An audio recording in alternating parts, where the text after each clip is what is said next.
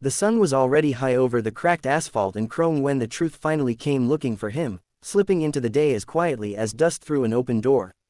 The bar was loud with engines outside and the dull hum of daytime drinking inside, but everything inside Ronan Mercer went silent the moment he saw the jacket folded in the locker. It was old, worn at the edges, the leather softened by years of wind and road, and stitched onto the back was a patch he had buried with his brother 5 years ago. The world didn't shatter all at once. It slowed, thickened, and pressed down on his chest as a single question echoed in his mind. How did his dead brother's jacket end up in her locker? If you believe in second chances, in hidden truths, and in the idea that people are more than the worst places they have survived, take a moment right now to like, comment, share, and subscribe to the channel Kindora Life. Your support helps stories like this reach hearts that need them.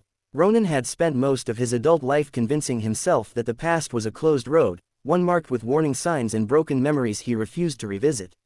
He worked construction now, hard daylight hours, concrete dust clinging to his boots, his hands permanently scarred and rough. The Hells Angels bar sat on the edge of town like a scar that never healed, a place he swore he'd never step into again. But the bar had a way of pulling people back, especially when ghosts still drank there. His brother Callum had lived inside those walls, laughed inside them, bled inside them, and finally died after riding out one last morning that never came back around. Ronan had walked away from the club world after the funeral, choosing a quieter life, choosing daylight, choosing distance. He told himself that was survival. Maribel Knox had been part of that bar longer than most of the furniture. She worked days only, pouring coffee and cheap beer for bikers who drank before noon and men who had nowhere else to be.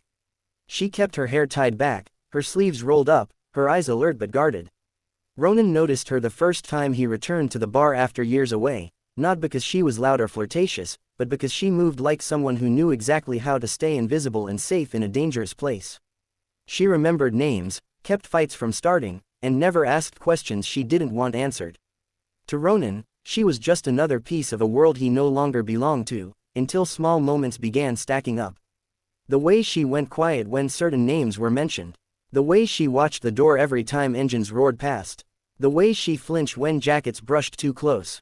Day after day, Ronan found excuses to stop by during his lunch break. He told himself it was nostalgia, or habit, or just good coffee. The truth was messier. The bar felt less suffocating with Maribel there, like she held the chaos at bay simply by existing within it. He started to notice the exhaustion behind her calm, the faint bruises on her knuckles from breaking up fights, the way she smiled only when she thought no one was watching. The past still hovered between them, unspoken but heavy, like smoke trapped under a low ceiling. The locker room was off limits to customers, but Ronan wasn't just any customer to the men who ran the place. He'd been Callum's brother, and that name still carried weight. The owner had asked him to grab a spare keg from the back, and Ronan hadn't thought twice as he stepped into the narrow hallway lined with dented metal lockers. That was when he saw it. The jacket was folded carefully, not tossed aside. Cleaned, conditioned, respected.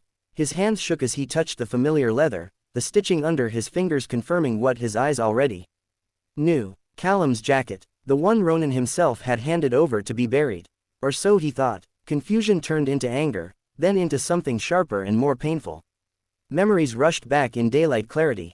His brother's laugh, the last argument they'd had about loyalty and leaving the club, the phone call that changed everything. Ronan stood there too long, the bar noise bleeding back into his ears, his heart pounding like an engine revving too high. He didn't confront Maribel right away. He needed air, space, time to breathe through the shock. He stepped outside into the sun, sweat breaking along his spine despite the mild weather. All afternoon, Ronan's mind spiraled. He questioned everything he thought he knew about Callum's last months, about the bar, about Maribel. Had she known his brother? Had she taken the jacket as a trophy, or worse, as a lie? By the time his shift ended, the anger had cooled into a heavy determination. He wasn't leaving this unanswered. Daylight was fading into late afternoon when he returned, the sun casting long shadows through the dusty windows. Maribel noticed the change in him immediately. She always noticed things like that. The set of his shoulders, the tightness in his jaw, the way his eyes searched her face instead of the room. She said nothing, kept working, but her hands moved slower, more carefully. When the bar quieted, Ronan finally stepped closer, his voice low, controlled, asking about the locker. Maribel froze. Not dramatically, not loudly, but completely. like someone whose body recognized danger before their mind caught up. The color drained from her face, and for a moment, Ronan saw fear there, raw and unfiltered.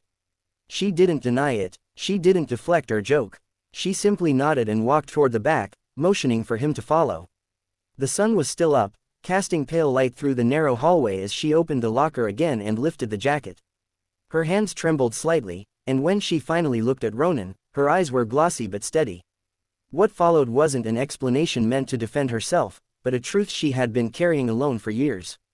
Maribel had met Callum on a morning much like this one, sunlight spilling through the bar windows while most of the world was at work. She was new then, younger, recently escaped from a life that taught her how quickly kindness could turn dangerous. Callum had noticed her silence and respected it. He protected without ownership, offered help without demands. Over time, he became her anchor in a place that could have swallowed her whole. When things started going wrong inside the club, when lines were crossed and loyalty became something uglier, Callum had tried to pull her out.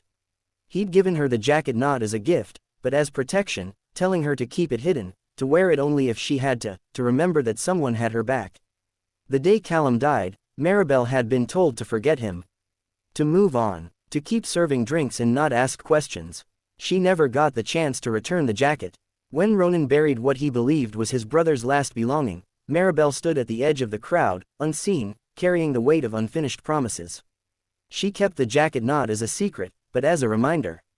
Of the man who saved her life. Of the debt she could never repay. Of the goodness that existed even in dark places. Ronan listened in silence, the anger draining out of him and leaving something hollow and aching behind. Grief, he realized, had many shapes. He had chosen distance and daylight. Maribel had chosen memory and endurance. Neither had been wrong. The jacket was no longer just his brother's. It was a symbol of survival, of quiet courage, of the kind of love that didn't ask for recognition. Over the following days, Ronan found himself drawn deeper into Maribel's world, not the bar itself, but the woman who had survived it. He saw how she helped others without drawing attention, slipping food to someone who couldn't pay, calling rides for men too drunk to make it home, standing between conflict and consequence with nothing but calm resolve. The bar was still dangerous, but daylight revealed its humanity too. Ronan began helping in small ways, fixing a broken door, walking Maribel to her car, using his presence to deter trouble. It wasn't redemption, not yet, but it was movement. Challenges didn't disappear. Old club tensions resurfaced. Questions were asked. Whispers spread about why Ronan was back and what Maribel meant to him. Fear crept in again, especially for her. But this time, she wasn't alone. Ronan stood with her, not as a biker, not as a brother seeking revenge, but as a man choosing to stay present. Together, they found ways out. Legal help, new work opportunities, daytime shifts somewhere safer, small steps that felt enormous. The jacket remained in the locker until the day Maribel finally handed it back to Ronan, the sun bright overhead, the bar quiet. He didn't take it home to hide it away. Instead, he cleaned it, repaired it, and hung it in a place of honor in his workshop, where daylight poured in and memories could breathe. It wasn't about letting go. It was about carrying forward what mattered. By the time Maribel left the bar for good, the world felt wider. Ronan watched her walk into a future that was finally hers, not defined by fear or debt, but by choice. He stayed too, changed by the truth he hadn't known he needed. Callum's legacy lived on not in leather or patches, but in the lives he had quietly saved, in the second chances he had inspired.